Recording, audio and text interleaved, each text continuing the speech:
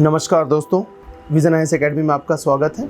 आज हम बात करेंगे जैविक विविधता अधिनियम 2002 में परिवर्तन के बारे में, changes to biological diversity act 2002। केंद्र सरकार द्वारा दिसंबर 2021 में लोकसभा में जैविक विविधता संशोधन विधेयक 2021 को पेश किया गया। यह विधेयक संयुक्त संसदीय समिति के अधीन विचार विमर्श के अंतिम चरण में है।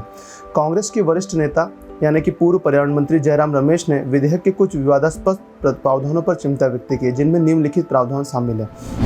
आयुष चिकित्सकों को इस कानून के प्रावधानों से छूट दी गई है। इस छूट से कानून का दुरुपयोग होने की संभावना है।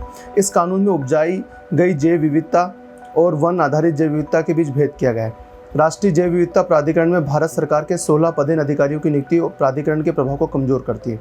कानून में राष्ट्रीय जैव विविधता प्राधिकरण का अनुमोदन केवल पेटेंट के व्यवसायीकरण के समय अनिवार्य किया गया है, जबकि पेटेंट के लिए आवेदन करते समय इसकी अनिवार्यता नहीं है। विधेयक के प्रमुख बिंदु।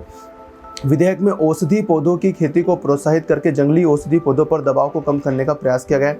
विधेयक में अनुसंधान में तेजी लाने, पेटेंट आवेदन प्रक्रिया को सरल बनाने और कुछ गतिविधियों को गैर अपराध घोषित करने की सुविधा का प्रावधान किया गया है। इसमें राष्ट्रीय हितों से समझौता किए बिना जैव संसाधनों, अनुसंधान, पेटेंट और वाणिज्यिक उपयोग की श्रृंखला में अधिक विदेशी निवेश लाने पर जोर दिया गया है। विधेयक में इस बात पर ध्यान केंद्रित किया गया है कि जैविक संसाधनों और ज्ञान का उपयोग कौन कर सकता है तथा उपयोग पर निगरानी किस प्रकार की जाएगी। जैव विविधता अधिनियम 2002 में संशोधन का कारण। आयुष चिकित्सा क्षेत्र से जुड़े व्यक्तियों द्वारा सरकार से सहयोगात्मक अनुसंधान और निवेश हेतु एक अनुकूल वातावरण बनाने के लिए अनुपालन प्रक्रिया भार को सरल, सुव्यवस्थित और कम करने का आग्रह किया जा रहा था। इनके द्वारा पेटेंट आवेदन प्रक्रिया को सरल बनाने, पहुंच के दायरे को विस्तृत करने तथा स्थानीय समुदायों के साथ लाभ साझाकरण की भी मांग की गई है। पर्यावरण इस विधेयक का विरोध क्यों कर रहे हैं? यह विधेयक पूर्व विधायी परामर्श नीति के तहत अनिवार्य जनता की राय मांगे बगैर पेश किया गया। प्रस्तावित संशोधन में जैव विविधता के संवहनीय उपयोग और संरक्षण में स्थानीय समुदायों की हिस्सेदारी की रक्षा, संरक्षण या वृद्धि करने के संदर्भ में प्रावधान अस्पष्ट है।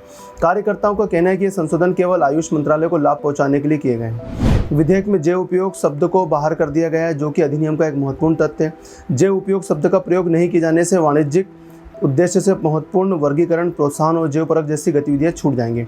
विधेयक में कृषित औषधि पौधों को भी अधिनियम के दायरे से बाहर रखा है, लेकिन यह पता लगाना व्यावहारिक रूप से संभव है कि कौन से पौधे उगाए जाते हैं और कौन से जंगली पौधे हैं। जैव विविधता अधिनियम 2002। जैव विविधता अधिनियम को जैव विविधता के संरक्षण, इसके अवयवों के सतत उपयोग और जैव संसाधनों के निहित लाभों में उचित एवं साम्य बंटवारा करने तथा उससे संबंधित विषयों का उपबंध करने के लिए अधिनियमित किया गया था। इस कानून का मुख्य उद्देश्य भारत की समृद्ध जैव विविधता और संबंधित ज्ञान को विदेशी व्यक्ति द्वारा इसका उपयोग किए जाने से बचाना है। इसमें केंद्रीय और राज्य बोर्डों और स्थानीय समितियों की त्रिस्तरीय संरचना के माध्यम से जैव चोरी की जांच और जैव विविधता और स्थानीय उत्पादकों की रक्षा करने का प्रावधान किए गए हैं।